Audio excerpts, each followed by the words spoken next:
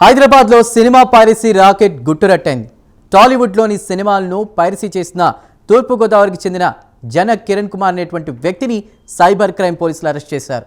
నిందితుడు వనస్థలిపురంలో ఏసీ టెక్నీషియన్గా పనిచేస్తున్నాడు.